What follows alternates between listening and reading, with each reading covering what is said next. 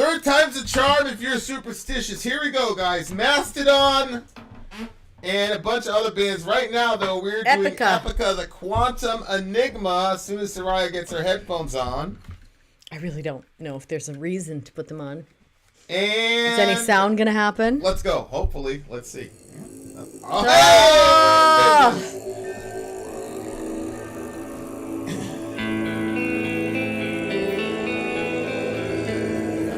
Singer thing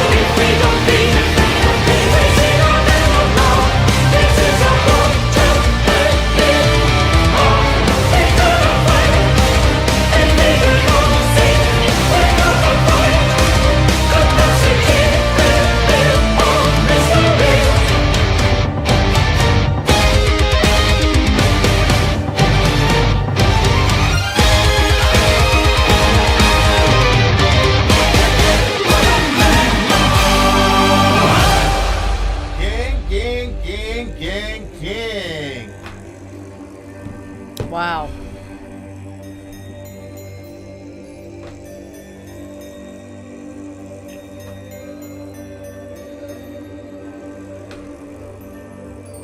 Dude, that is so badass.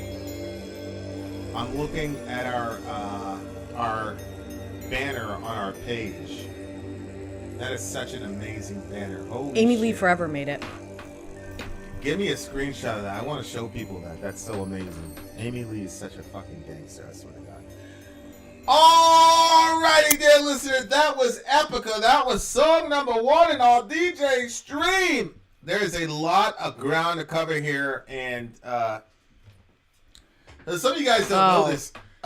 That was beautiful. Rented Reality, or DJ AT, is my actual IRL friend. Like, he's my actual friend in real life. Like, we talk on the phone. As a matter of fact, 2 minutes before I jumped on this particular show, I called him up directly. I said, bro. Mm-hmm. He's like, do your thing, man. That's my guy. Here it comes. But he's a massively philosophical dude. Like, he's another one of those people. Oh, absolutely. You gotta kind of have like a PhD to like maintain a conversation with him. Yeah, but he's not just like, only like super lofty. Like, he's super practical. Like, and I think that that's what's really cool about him. Like, I'm like, okay, if Vin and Perk have a conversation, would I be lost, or would I be able to just engage with them?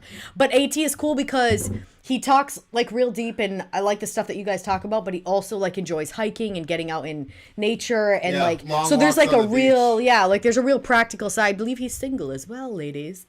I don't know. Is he? I'm about to say, you sound a little bit too happy talking about that shit.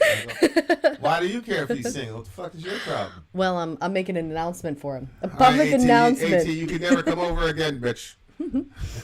This shit is making me uncomfortable. Oh, boy.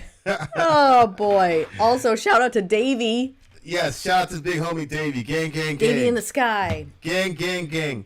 This one was a cool one. This one was like certum. I'm epic. assuming that means nothing is certain, right? Because nihil or nihilism means nothing, and certum sounds like certain. Yeah, it does actually. Did you put up the picture? Cre observate probably sounds like what we observe with our eyes. Parse est the quantum enigma. I'm just gonna go ahead and guess that what they're saying is nothing is certain. What we see with our eyes is the quantum enigma. That's the best translation I can give you guys. The other thing you guys can do is simply go to google.com and put that information in there. It's Latin. So there you go. Okay. What did you think the song was about? Well, I mean, it seemed like it was, pretty clear. It was clear. All right. Well, I thought so. Let me hear... Miss, it kind of just sounded like an overall part of like one thing was like the search for like longevity of life or something like that. I don't know if it said longevity of life, but like the meaning of life and stuff like that. Like It just seemed like it was about discovery in lots of different ways, and it got me thinking how it almost seems like we were made for pursuit. And you will pursue something regardless of if it's positive or negative. And so I thought, maybe the pursuit for life and, like that sort of observing the universe. And it talked about like it expanding as we look into it. And like maybe as we expand ourselves by observing the world around us and all the things that we can learn from it, that's one way. Or the other way is when you can get it's very interesting because you said, well, no, I guess it was the opposite. But so anyway, like then the other is there almost can be like this deep pursuit into death and the effects of death and how, what would it look like if you die and what if it was this way and how would it affect these people? And so it seems like there's one of two directions that we can take, but our hearts will take a pursuit. And obviously the pursuit of death, I believe eventually could lead you to an untimely death because it's all consuming and it's a very heavy and sort of dark feeling. But the pursuit is endless into all the world around us and the different areas that you can go. You can be deep in the ocean. You can be out into outer space. You can be into the earth. You can be into animals. You can be into plants. You can be into music. There's just all these different avenues that we can pursue. And there's so much to learn and explore and experience. And like through this channel, because of the live streams that we do, obviously we get introduced to so many new bands. And when we first started this channel and we started opening it up to do, like if you subscribed, you could get a song reaction. That's literally, those were the days. That was the first deal back in the day. It's like, if you subscribe and then you get... Yeah, if you joined our cult... You get two of your friends to subscribe. I don't even think it was two. Yeah, you get two of your friends. Look at that. Look at that Vin and Sori live channel thingy that she made. That is incredible. Yeah, and she did it perfectly, so the banner fits. She is. I never even thought to do what you did, but I've never seen anything like that. That's it looks really cool. Yeah, that is so good. Good job. Holy shit. All right, go ahead. I'm blown away, Amy. Honestly, because she showed me but like seeing it on the you know what happened, Amy, is I never go into Facebook. I only talk on Patreon, and actually, you know what? You might want to do that. If you subscribe to Patreon and then delete your patronage but still follow, you won't be charged anything, but you can still be on there with me. And then you can. That's where I get all the messages. Yeah, so anyway, you told me to send you those pictures. So I sent you the pictures, and when I was there, I realized that the thing was there, which was crazy because I'm like, yo, tell Amy she has to send me the thing so I can add it. I didn't know you already had. So I went in there and added it since we had it.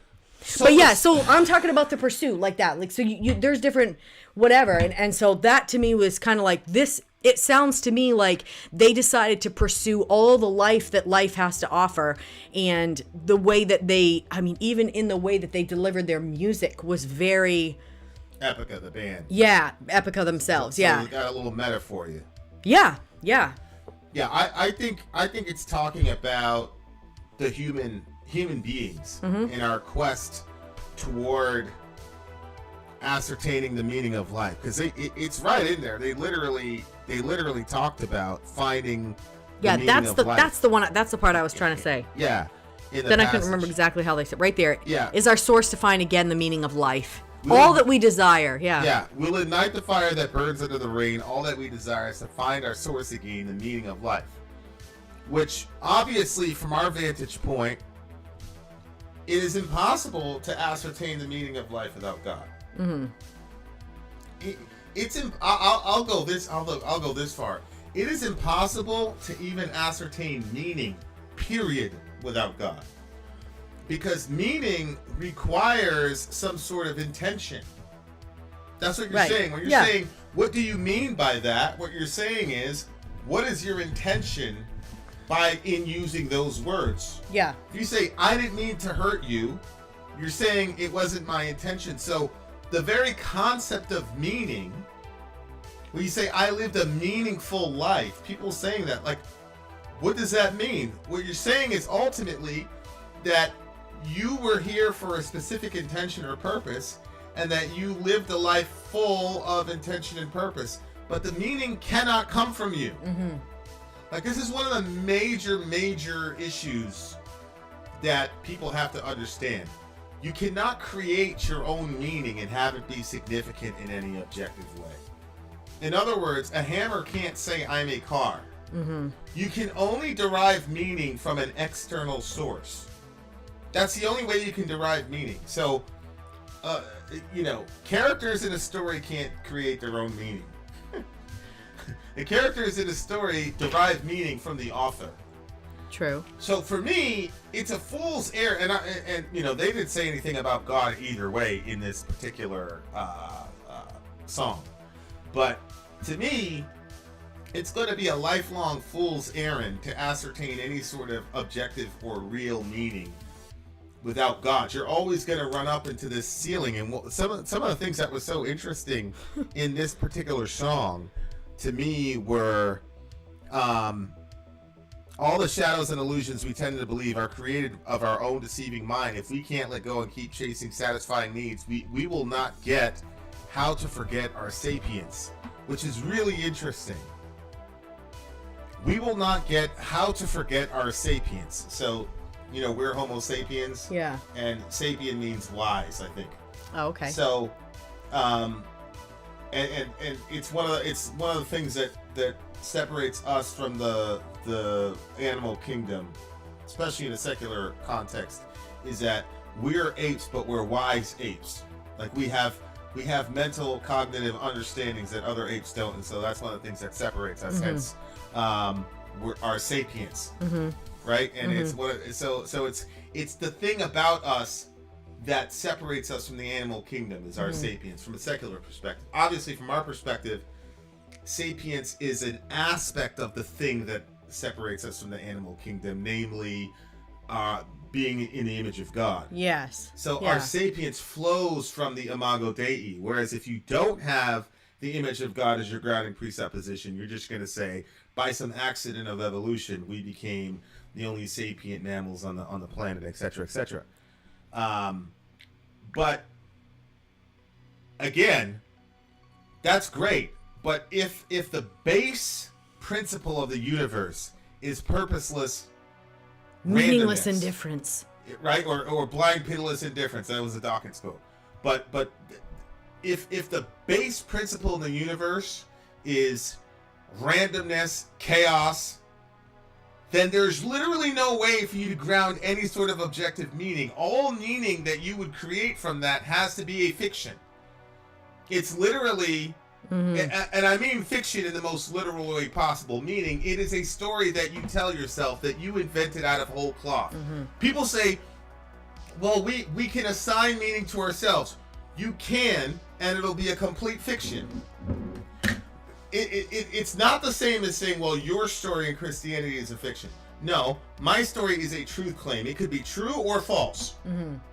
if it is true that there is a God and he really came down here in the person and work of Jesus Christ, died on the cross, rose from the dead, ascended to heaven on the third day, going to come back, judge the living and the dead. If that is true, then it's true. If it's not, then it's false.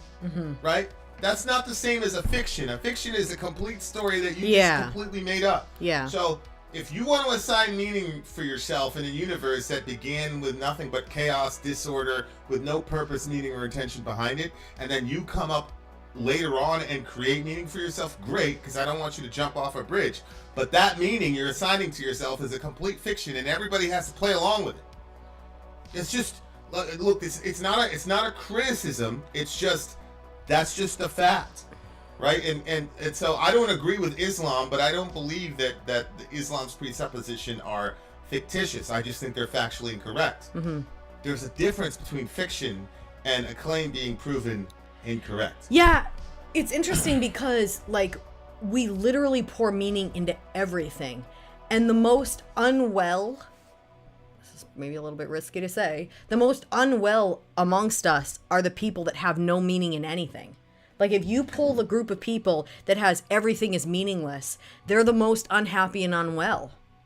But the more people, like, when you see people who have purpose and they have meaning and they, like, it, and I'm not even saying that they pour purpose into their life like we do. They don't even have to be Christians. But when people have a purpose, they do a lot better than people who have no purpose at all. Right, which is what they're trying to do. They're saying, we've got this ever-increasing quest to get to meaning, and that's so true, and I'm very fascinated about how self-aware they are, and I think if you look right here, all your laws and assumptions, leave them all behind. There's no grounds for them right here when time can't go. If we can't keep moving on, see, that's one of the things that's really fascinating to me about all the scientists that I'm looking at right now, because I was listening to one of these guys, one of these, 5 PhD people. There's a new guy in the Lex Friedman podcast. You guys, if you're not subscribed to Lex Friedman, something's wrong with you guys. He's amazing, brilliant, might be an android himself. I mean, this guy he's got access to everybody. He's talked to Elon, talked to so many people. Oh wow. The latest episode he's got right now it's either Lex Friedman, it's also there's another guy by the name of his website is his YouTube channel is Theories of Everything with Kurt Jaimunkel, and he's got this guy right now who is talking about unidentified aerial phenomena, etc., etc. And so there's this deep conversation, and he starts going, eventually we're going to have to get to the point where there's another discipline that somehow harmonizes theology, art, and science. Well, he said theology, art, science, and philosophy. Some discipline that gets them all together, because anybody who knows anything about science knows that the grounds of science is actually philosophy. So, for example, the vast majority of scientists right now are physicalists or materialists. They start with that presupposition, and it's from that presupposition that they then interpret the data. That's just a fact. So you start with philosophy, then you build your science as an outgrowth from philosophy. People just think, oh, scientists are just observing, blah, blah, blah. Yeah, they're observing, but as everybody knows, you observe A, I observe A, I interpret A this way, you interpret it another way. What determines the framework by which we go to interpret things are our presuppositions. So if I presuppose materialism, for example, that matter is all there is in the universe, if I presuppose that, then you're going to have something called the hard problem of consciousness. Because how do you boot up consciousness from dead matter? We know it's logically impossible, but because these people start from a materialist presupposition, they're stuck just saying, oh, it's a hard problem and we'll figure out eventually. And they keep kicking the ball down to the next generation, making those people responsible. And nobody looks around and says, well, maybe there's no solution to the hard problem of consciousness because materialism isn't true. maybe materialism as a presupposition is not true. Thanks, Dwayne. That's the real issue. So I love that line, all your laws and your assumptions. Yeah, like, dude, the materialism stuff is not going to survive this century. This century is going to close with the death of materialism. It's already dead if you listen to a bunch of, I'm not going to go as far as Hoffman and say space-time is dead, although Hoffman was quoting another physicist that was saying space-time is dead. But the ramifications of saying that space-time is dead and that materialism is a false presupposition is very simple. Is to say, well, maybe we need to come up with something else that's fundamental. And of course, Hoffman says consciousness is fundamental, which explains why. And they talked about this. It's a famous experiment where, the thing only exists once it's observed. Mm-hmm. Right? And very weird. A lot of quantum physicists who've had experiments where it's basically, if you observe something, then it exists. Once you don't observe it, it comes out of it, it goes out of existence, et cetera, et cetera. And so that puts us in a quandary because new perceptions keep us expired. And that's inspired. That's the quantum enigma, because it's like, did that thing exist before you observed it? And it's like the first time I saw Don Hoffman in a discussion at all was he was saying that the moon isn't there unless we're looking. I was like, this guy is ridiculous. And it turns out there's a whole host of physicists and disciplines that do not believe that any of the shit that we see in the world actually truly exists independent of our observation and our own experience of them, which means that at some level we are creating reality. So that is something very fascinating. To AT's point, observance is conditional. The base self knows, but focused attention doesn't see. So, like, if you really think about that, like, that would mean that if we opened our mind to perceive new things, then essentially we could create new realities. That's what AT just literally said. Right? So oh, look, AT just said it. We're creating reality. And one of the fascinating things to me about this is that used to be looked upon as Eastern mystical garbage, New Age garbage, and aspects of Christianity. Yeah. Where people would talk about manifesting things or faith or things like that. So that's what I'm saying. Like, the bridge between religion and science is really closing, because what is the difference between saying faith is the substance of things hoped for, the evidence of things not seen? Says you have to believe in something before you see it. Yeah. What's the difference between that and saying we are observing reality and creating reality via observation? There's no real material difference. What's the difference between saying I met an angel when I drank the sacred drink from the heavens versus saying I took DMT, I was in an altered state of consciousness, and I met some being anywhere that told me about my life, and then when I came back down to earth from the high, I followed what that entity instructed me to do, and my life is now exponentially better. What's the difference? There's no difference. The only difference is the nomenclature. So I thought the song was fascinating because I keep saying this over and over again. I've had, see, this is another question. Sadie says, are we recreating reality or narrative? And at this point in my life, I'm going to say that there's no difference between reality and narrative. Yeah, I don't think there is either. Because, especially, Sadie and I, like, we exist in the same world. We're looking at the same information. But my reality, and when I talk about reality, I'm talking about things that affect me in the real world and emotions and things like that. And Sadie's reality are completely different on certain topics. Yeah. And it's like, I don't understand how she can't see this. And I'm sure that other times she's like, I don't understand what the hell's going on. Like, this is, so part of reality is what we expect to see based on the story that we're in. Yeah. So my entire life I've been told that the moon is really a thing. Right? and good night moon and all this shit in the Bible and every moon. So I live in a narrative where when I look up in the sky, there is a moon. Mm-hmm. That's the reality I live in. And let's say that Hoffman and the rest of these guys are right, and that the moon truly doesn't actually exist, objectively speaking, outside of my perception. How the hell would I know that? Because I'm so entrenched in this narrative that then preconditions me to see a moon, etc. And so I continue to go on and promote the fiction and pass it down and all the rest of it, which is why Hoffman says that's why we all are seeing the same thing, is because all of us are telling each other the same basic story, the same basic fiction. That's so wild. Which then begs the question, if we reoriented... Yeah. If we reoriented our expectations on what we would see, what would we see? Which then explains why you have missionaries who say they run into people who see angels on the regular. Mm-hmm.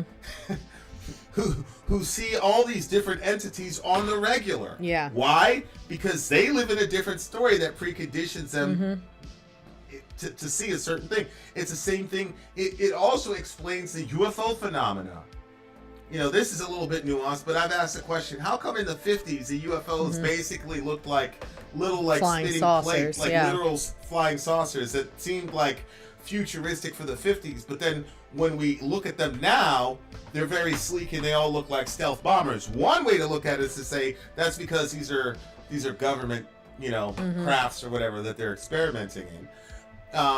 But that doesn't work when you think about the Tic Tac UFO and all the rest of it, because they're defying the laws of physics. I mean, these things are doing 90-degree turns at Mach 28. Ridiculous, like shit that all the laws of physics. I mean, that's one of the reasons why, Neil deGrasse Tyson, all the rest of these guys are like, even if they see it, they won't believe it, because all they know is these are the laws of physics, and everything's beholden to the law. And these craft are completely violating the laws of physics, but our perception of them matches the time period that we're in. And so it's like, what do we actually know what we're seeing? You see what I'm saying? Oh yeah. And it's creating an entire new narrative sort of wrinkle. Yeah. Now our minds are conditioned. Okay, we see these crafts or whatever. That's a spaceship, and that's. It's like, how do we know that that's what we're actually seeing? Go ahead. Yeah, I mean, it fits with, like what you hear a lot. Well, I mean, I went to Bible college and heard all kinds of missionary stories and talked to missionaries and stuff. And there were certain areas where wild and bizarre things were being seen by the people that we don't see here. And it was like, well, why over there are they seeing this? And but yeah, it could be, something like that where we're not preconditioned that we're going to see something and we don't necessarily believe that something exists, so then it doesn't happen over here. Like, if something exists and it is happening, why would your belief or non-belief in it actually change anything? But yet it is very weird. And Andre says the moon still affects Earth regardless of believing or not. That's untrue. Something is affecting the Earth, but how do we definitively know that it's the moon that's affecting the Earth? Yeah. And the other thing is, if the Earth doesn't exist the way we see it unless it's observed, how do we know what we're observing about gravitational pulls in the lunar cycle are actually there objectively outside of our experience? It's impossible. That's a serious problem. Like I said, Andre, go check out. Go check out. You're deconstructing everything around me. Huh? You're deconstructing everything around me. Well, yeah, but that response right there indicates the conundrum that we're all in, because like my first thing with Hoffman was like, that doesn't make sense, because one time I got hit by a car. I had no idea the car was there. Yeah, I thought the same thing like that too. Yeah. You see what I'm saying? Like, I had no idea the car was there. So it wasn't that my consciousness was perceiving it. And of course the response to that is, but the guy that was driving the car observed the car and me. See what I'm saying? Yeah. So it's really a fascinating topic, and I agree. We're gonna see the thing. Before I started this channel, I thought to myself, in order for Christianity, and I have no doubt that it will, but in order for Christianity in America to get to the next generation, it's got to get an update. It's got to get a system update as far as how we interface with reality and biblical interpretation. But the more and more I look at it, man, secularists got to update. Because there's no room in secularism for what happens on DMT trips. There's no room in secularism for what's happening with these TikTok things and all the rest of it. There's no room in secularism for NDEs. I mean, and we're talking about hundreds of them. And of course, that experience where that woman literally had voices in her head telling her that she had a tumor. This was peer reviewed and everything. This woman had multiple voices in her head saying, you have a tumor. She went and got it checked out. Nothing. Oh, wait, what? Yeah. She had voices in her head saying, you have a tumor. You need to go to the hospital. Yeah. She went to the hospital. Nothing. They said, oh, there's nothing. There's nothing here. Because they wouldn't do the CAT scan unless they had a serious. So she was, on her fourth visit, she was under so much duress that they finally said, fine. Sure enough, they did the scan. She had this malignant brain tumor. Yeah, that's what I remember. She almost died. What? They did the surgery. And then she heard, we were very happy to help you. Thank you. Have a great day. And she never heard the voices again. And then she went off and lived her life. I was like, that is bullshit. No way. I checked. Sure enough, it was peer reviewed. There is no way. There is no way. Look, you don't need God to explain that. Right. All I'm saying is right now, you have no explanation from a completely materialist secularist worldview. None. Hoffman can explain that easily. Metaphysical idealists can explain it easily. Conscious agents theorists can explain that easily. We as Christians can explain that easily. But current modern secularism needs a reboot and an update. 100%. Because it cannot account for any of these phenomena that are peer reviewed. I mean, shit, we got CIA using psychics, all the rest of it. I mean, the world is so much bigger and more mysterious than both camps want to admit. 100%. So I love the song. Lyrically, I loved what they were doing, where they were going. I completely agreed with it. It's a very, very, very, very, very, very, very, very, very fascinating. Yeah, and it just sounded awesome too. It's a 9.6 for me. Would you give it? 9.6. Was it we'll never find if we don't seek, or something? We'll never see if we don't peek. I think that line was pretty corny. We'll never see if we don't peek. What the fuck? Actually, I like that. I thought that was a corny line. I like that. I thought that was a corny line. But the subject matter I thought was massively ambitious, so I'm going to give it an 8.9. 8.9. Really good song. Shout out to BC. There's no proof of God. BC, do me a favor and tell me what constitutes proof for you. All right, dear listener, we're coming right back with more metal goodness. There you go. Big philosophical conversation. Vin out. Sori out. Gone.